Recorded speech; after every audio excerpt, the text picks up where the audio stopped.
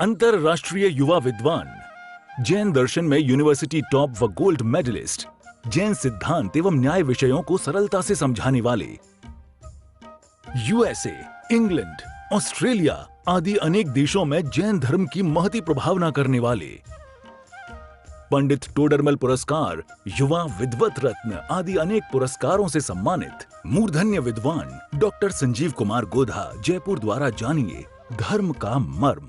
इस कार्यक्रम के प्रायोजक हैं श्री प्रेमचंद जी बजाज, श्रीमती सुनीता जी बजाज, श्री तन्मय जी बजाज, श्रीमती चंद्रा जी बजाज, श्री ध्याता जी बजाज, अध्यक्ष मुमुक्षु आश्रम, कोटा, राजस्थान। बजाज टीएमटी सरिया, प्रेम जैन इस्पात उद्योग प्राइवेट लिमिटेड, रानपुर, कोटा, राजस्थान।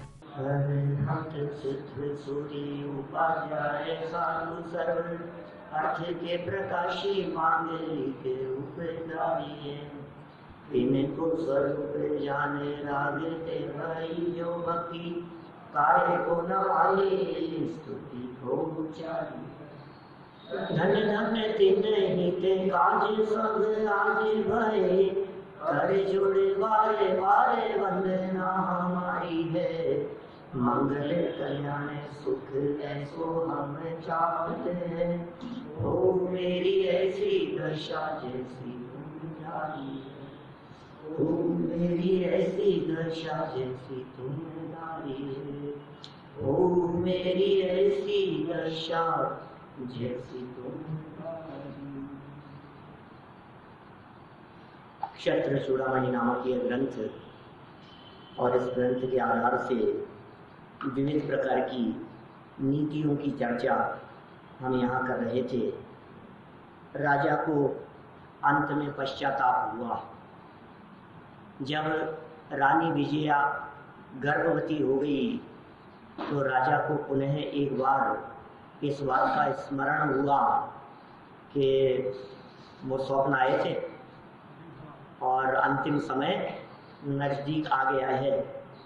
कुछ पश्चाताप भी उसे होने लगा कि वो अपने शुभ चिंतकों की बात को नजरअंदाज नहीं करना चाहिए। कोई व्यक्ति यदि हमारा शुभ चिंतक है, हमारा भला चाहने वाला है, तो वो जो भी बात कह रहा है वो हमारे भले के लिए ही कह रहा है, उस बात को भूल नहीं जाना चाहिए।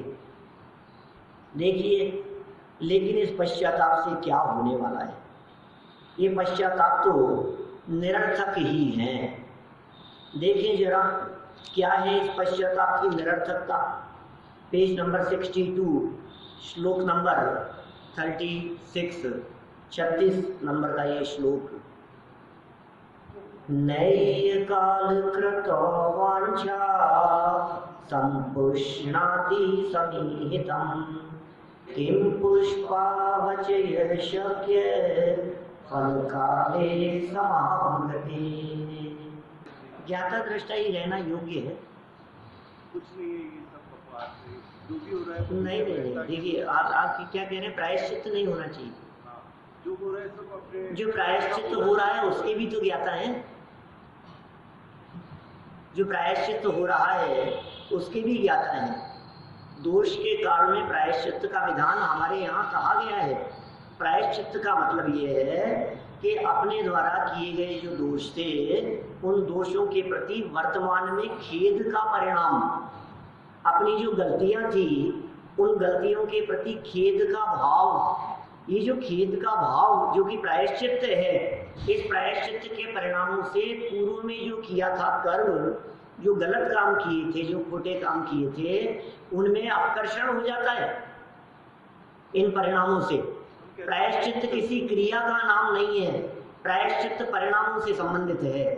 सच में तो देह की क्रिया का कर्ता ये जीव है भी नहीं, शरीर की क्रिया का कर्ता ये जीव हो भी नहीं सकता है, लेकिन मात्र परिणाम कर सकता है। भाव तो इसके हाथ में है ना।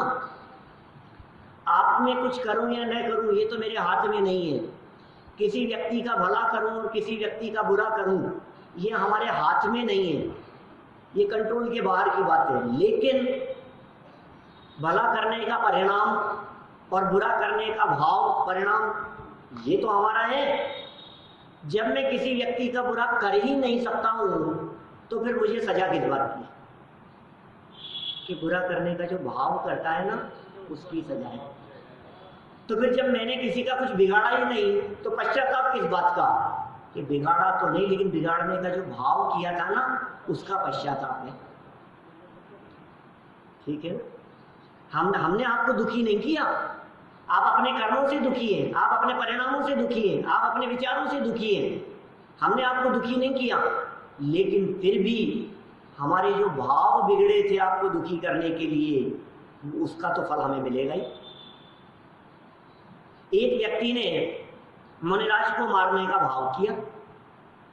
अब मुनिराज को मारने का भाव किया तो मुनिराज ने तो उससे मरेंगे, और उसके द्वारा उन भावों से की गई क्रिया, उससे मुनिराजों को कोई तकलीफ भी नहीं होती है। मुनिराज दुखी भी नहीं हुए, मुनिराज को कष्ट भी नहीं हुआ। लेकिन तूने जो मारने का भाव किया था, इधर इन भावों से क्या हो गया? उनका तो कुछ भी नहीं बिगड़ा। नहीं बिगड़ा होगा, भाव बिगाड़ के तूने अपने आप का बिगाड़ लिया।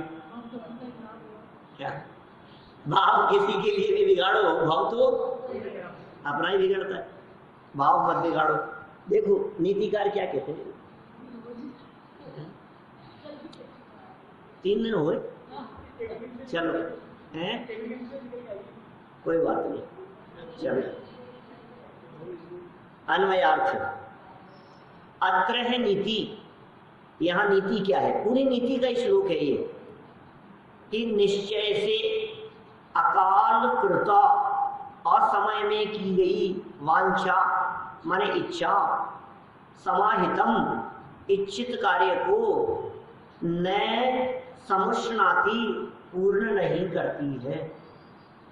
जैसे फल काले समागते, फल लगने का समय आ जाने पर किम माने क्या, पुष्पावचय शक्य है, पुष्पों का ढेर इकट्ठा किया जा सकता है? अपितु न शक्य है, बिल्कुल नहीं किया जा सकता। समझ में आया कि क्या कह रहे हैं? देखो, जैसे वृक्ष में फल लग जाने पर फूलों का संग्रह संभव नहीं है। फूल कब तक है? जब तक फल नहीं आए हैं। फल आ गए हैं तो अब फूल नहीं रहेंगे।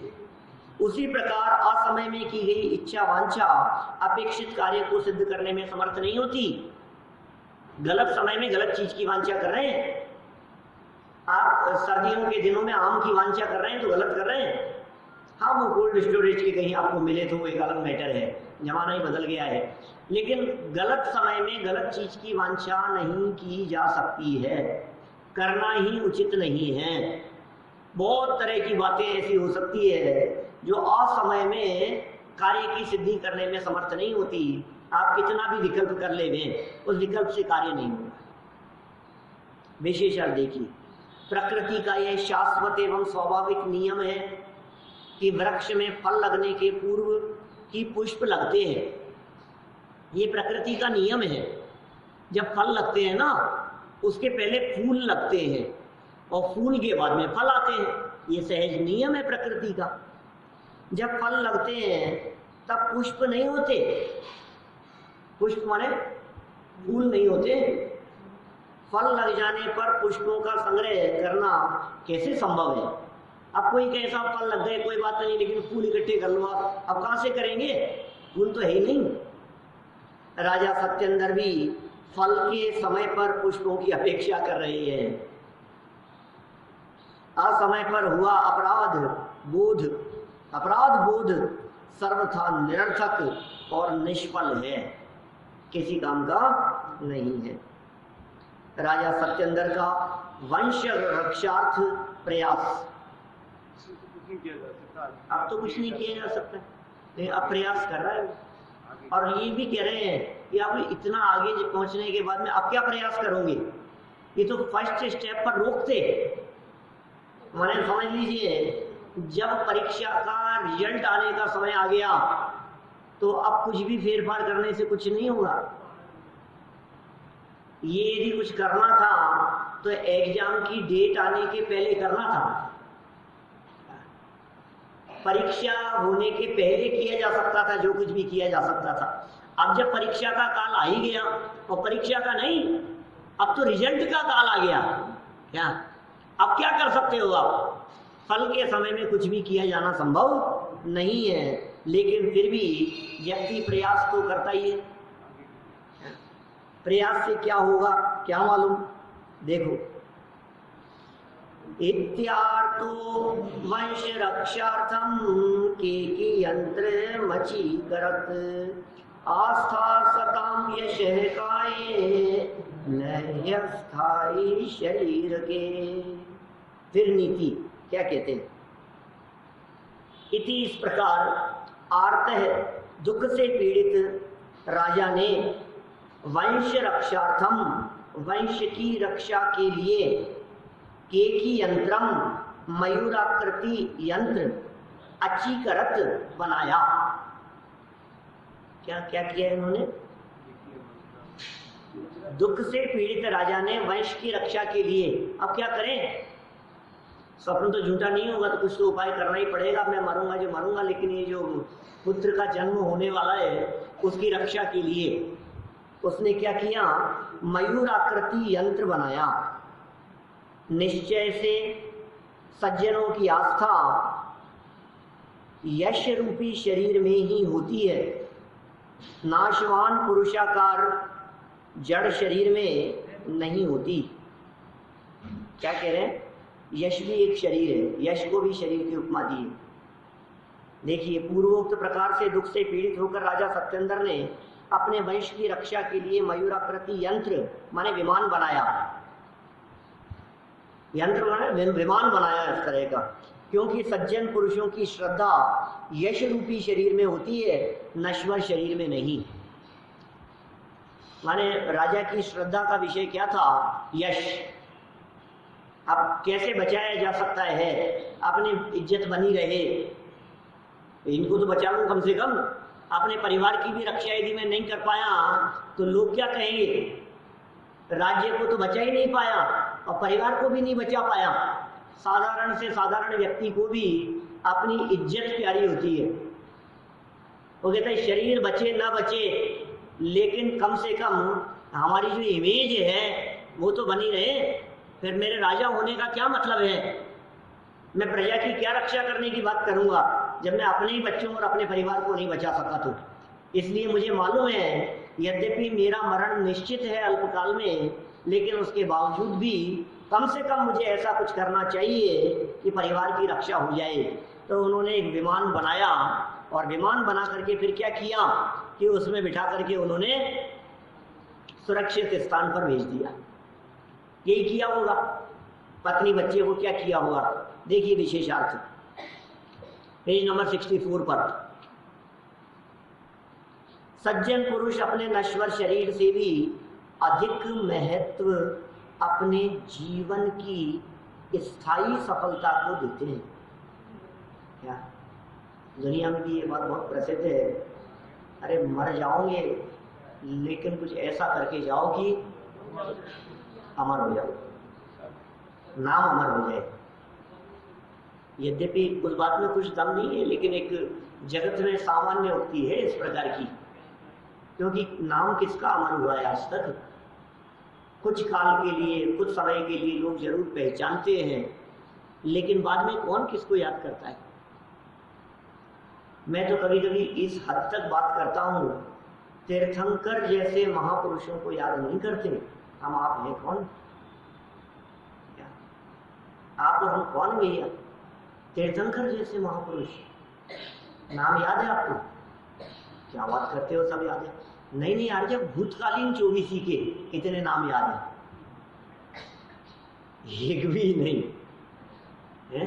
ये क्या हो गया, तीर्थंकर हुए थे। तीर्थंकर 3 लोक के नाथ थे वे तीर्थंकर, सारे जगत में उनकी ख्याति थी। ऐसे 24 के 24 तीर्थंकरों को आज आप भूल गए।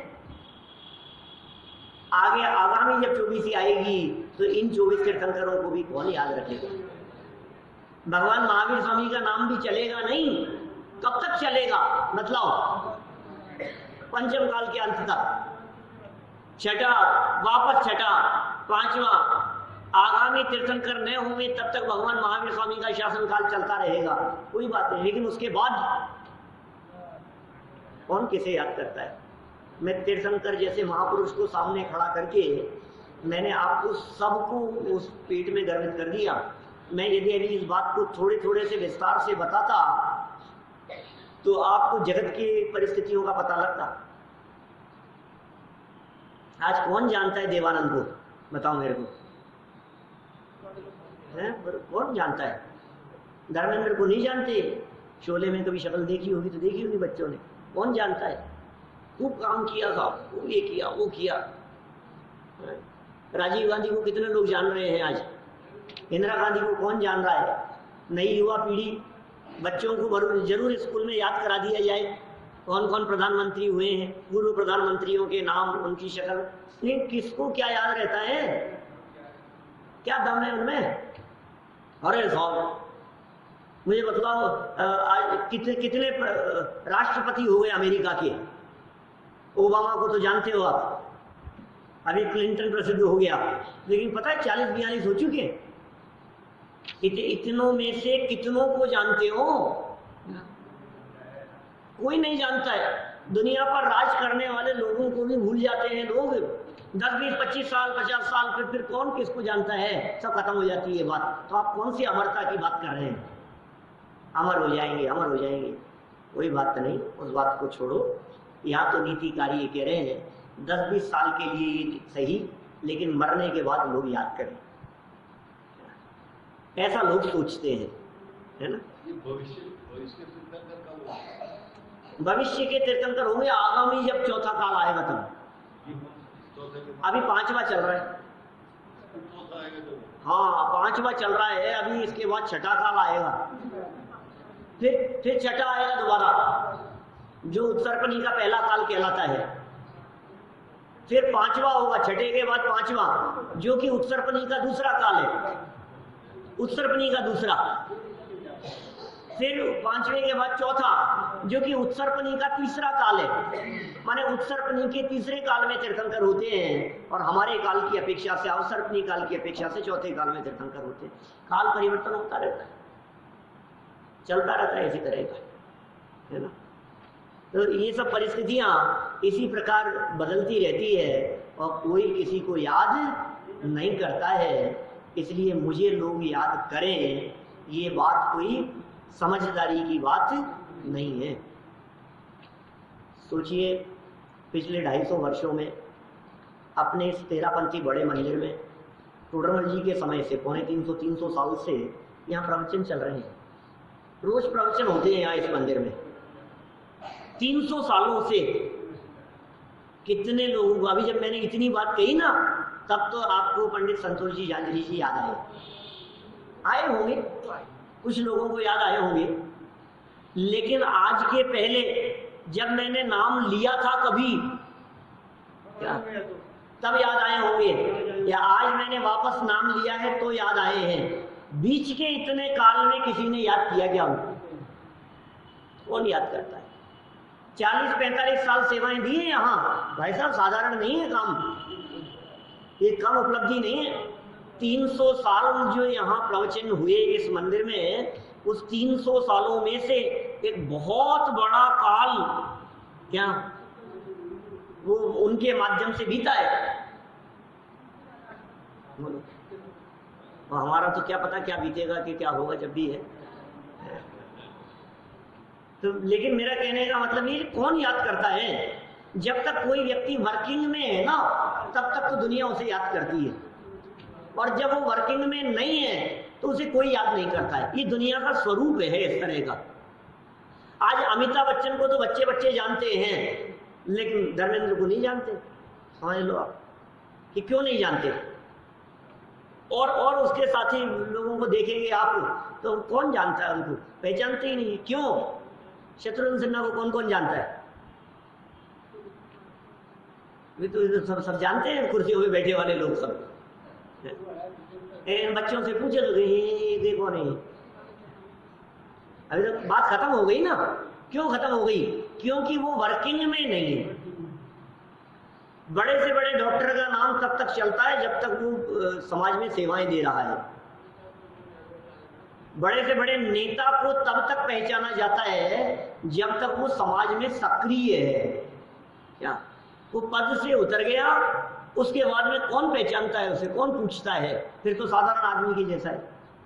बड़े से बड़े विद्वान हो, लेकिन यदि उन्होंने कहीं जाना आना बंद कर दिया, प्रवचन करना बंद कर दिया, तो फिर कोई उन्हें घर जाकर के पूछे तक नहीं कि तुम्हारी तबीयत कैसे है, ये हाल है। तुम कितना भी सोचते रहो हमने इतना बड़ा काम किया है और हमने ये किया है, यश यश यश कुछ नहीं है भाई साहब। ये यश के साथ में अपयश लगा हुआ है। ये दौड़ अंधी है, पैसे की दौड़ तो अंधी है ही, लेकिन मान सम्मान की चाह वाली जो दौड़ है ये भी अंधी है।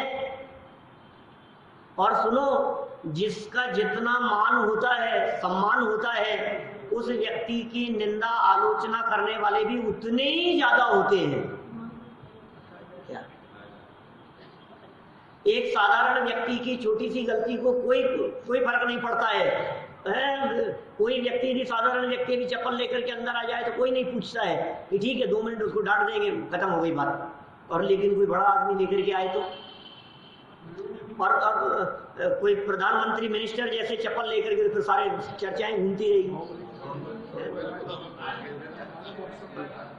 मेरा कहने का मतलब ये है, जिस व्यक्ति का लेवल जितना बड़ा हो गया है, उस व्यक्ति की छोटी छोटी सी बातें पब्लिक का विषय बनती है। आज सड़क पर चौराहे पर खड़े होकर के कचौरी पकौड़ी खाने वाले कितने लोग हैं, लेकिन अभी समझ लो वसुंधरा यदि यहाँ करके खाए तो अखबार की न्यूज बन जाएगी, हल्दियों के रास्ते में वसुंधरा राजे ने कचौरी खाई।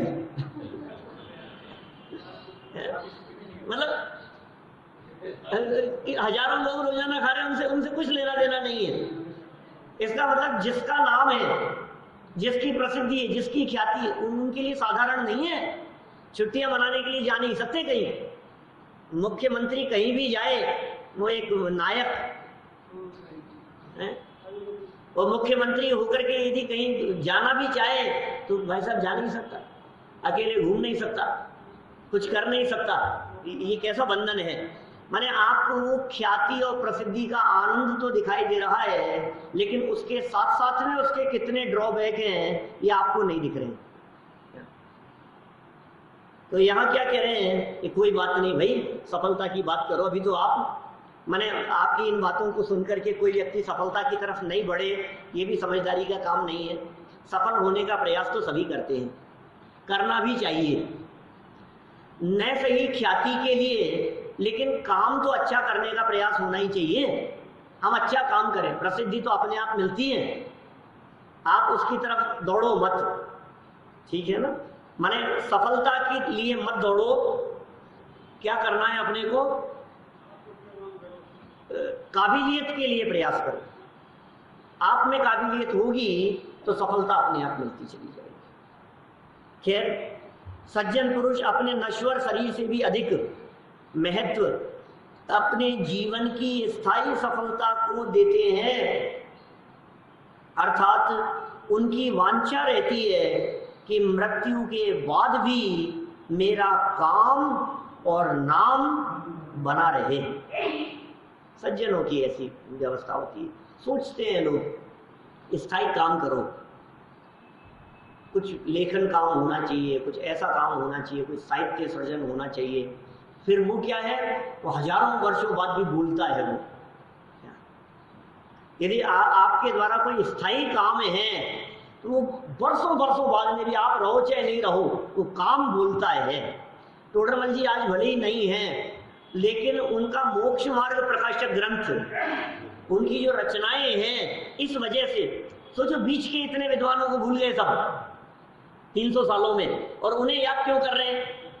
क्योंकि उनका काम बोलता है। तो यह काम की बात कर रहे हैं हम, इस काम को याद किया जाता है। क्या कह रहे हैं ये? युद्ध भूमि में यह प्रत्यक्ष देखा जाता है कि वीर योद्धा अपने नश्वर शरीर की सदा उपेक्षा ही करते हैं।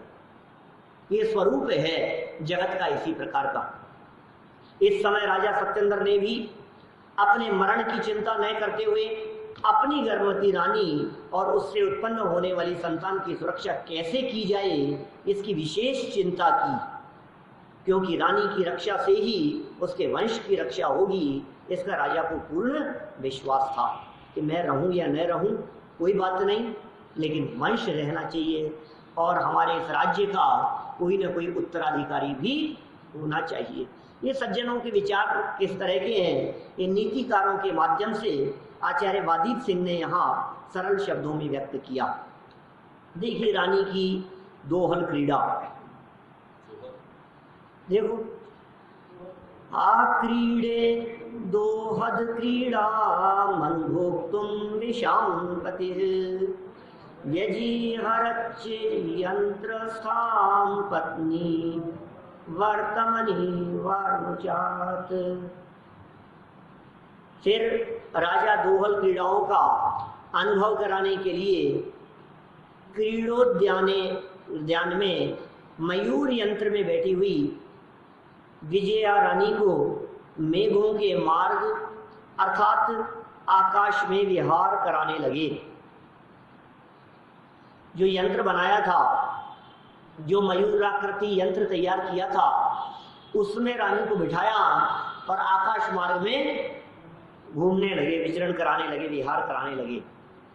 मनोवांछित क्रीड़ा का आनंद लेने हेतु गर्भवती रानी विजया को राजा सत्येंद्र राजोद्यान में ले गए और वहां रानी की इच्छानुसार अनेक क्रीड़ाएं करने के पश्चात रानी को नवनिर्मित मयूराकृति यंत्र, एक प्रकार का विमान, उसमें बिठाकर आकाश में उड़ने का अभ्यास कराया।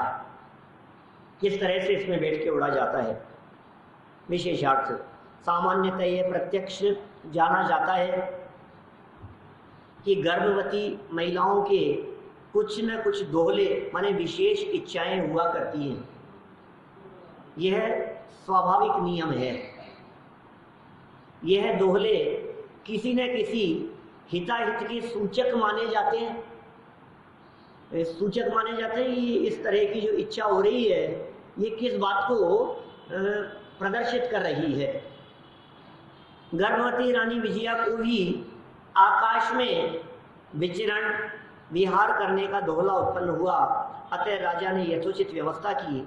पत्नी की इच्छाओं की पूर्ति करना पति का कर्तव्य है, तभी तो उन्हें नाथ कहा जाता है। क्या नाथ क्यों कहते हैं? स्वामी क्यों कहते हैं? पति के लिए नाथ शब्द का प्रयोग क्यों किया जाता है? ये कैसे कैसे व्याख्याएं यहाँ की गई है। माने इच्छाओं की पूर्ति करने वाले, पत्नी की इच्छाओं की पूर्ति के लिए मानो वे परमात्मा समान हैं, इसलिए पति परमेश्वर कहे जाते हैं।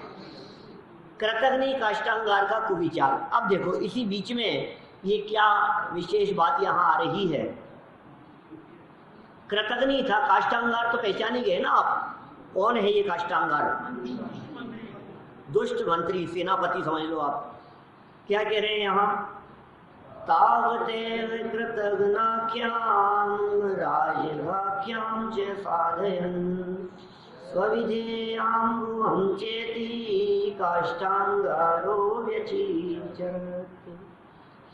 उस समय ही कृतघ्नता और राजघातक की संज्ञा को सिद्ध करता हुआ और पृथ्वी को अपने अधीन करने की इच्छा से काष्ठांगार ने यह विचार किया।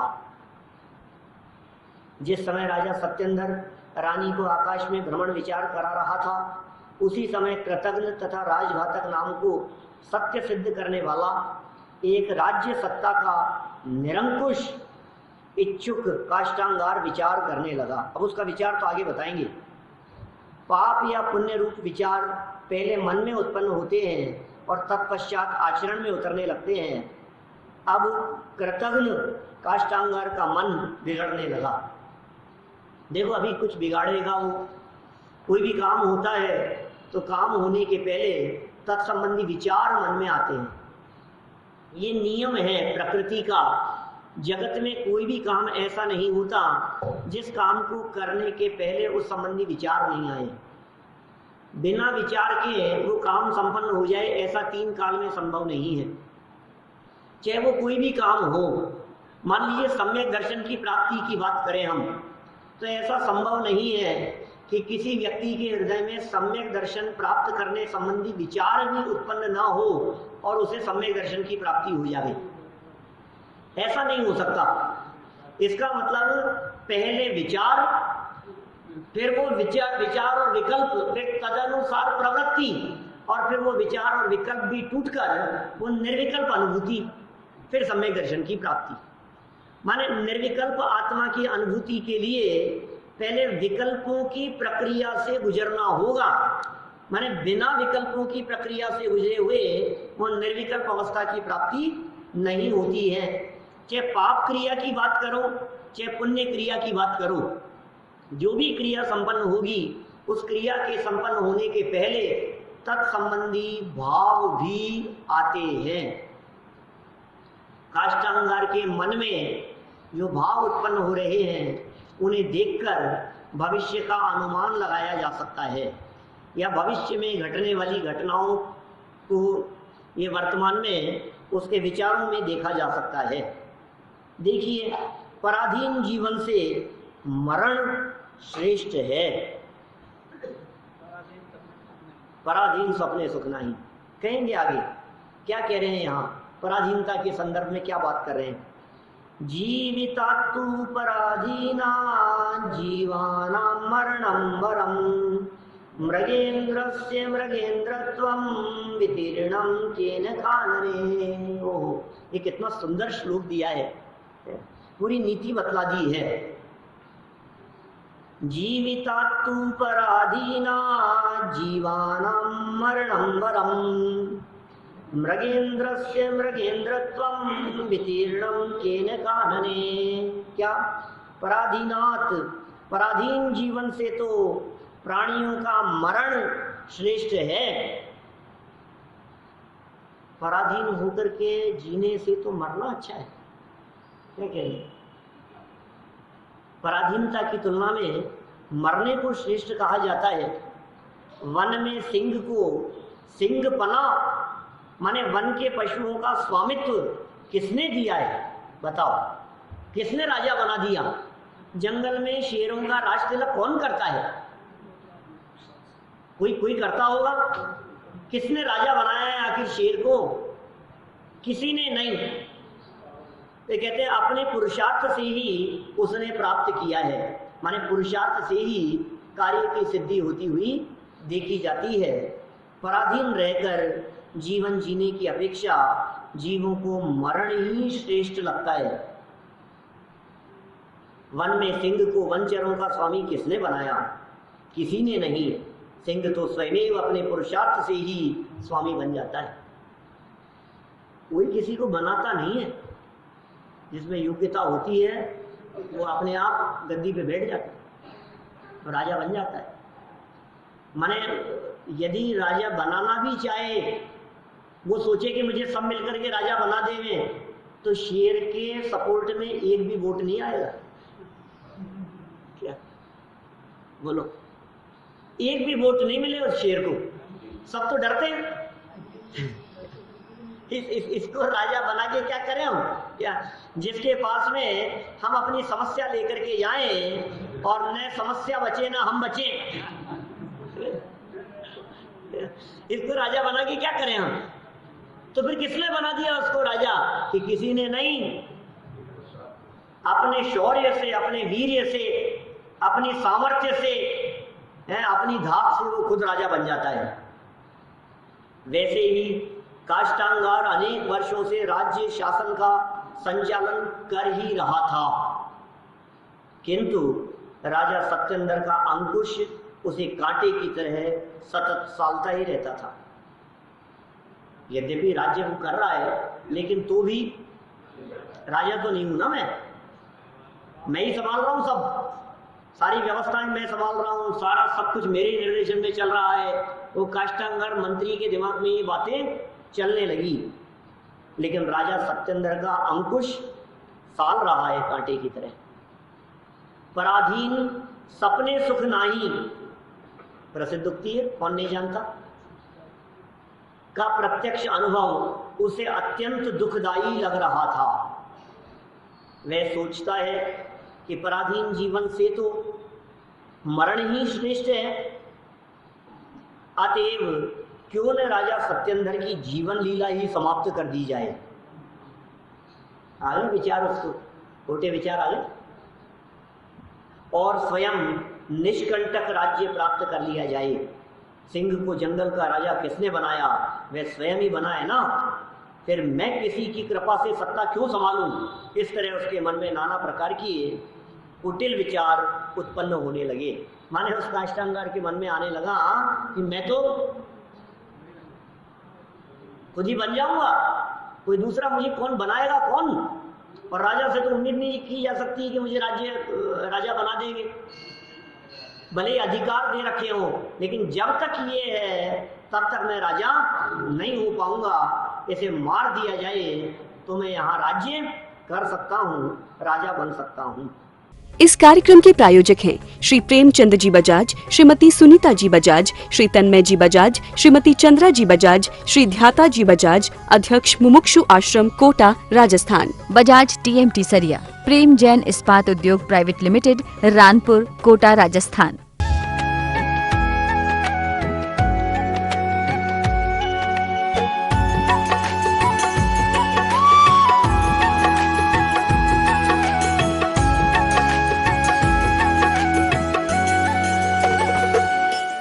अंतरराष्ट्रीय युवा विद्वान, जैन दर्शन में यूनिवर्सिटी टॉप व गोल्ड मेडलिस्ट, जैन सिद्धांत एवं न्याय विषयों को सरलता से समझाने वाले, USA, इंग्लैंड, ऑस्ट्रेलिया आदि अनेक देशों में जैन धर्म की महती प्रभावना करने वाले, पंडित टोडरमल पुरस्कार, युवा विद्वत रत्न आदि अनेक पुरस्कारों से सम्मानित मूर्धन्य विद्वान डॉक्टर संजीव कुमार गोधा, जयपुर द्वारा जानिए धर्म का मर्म।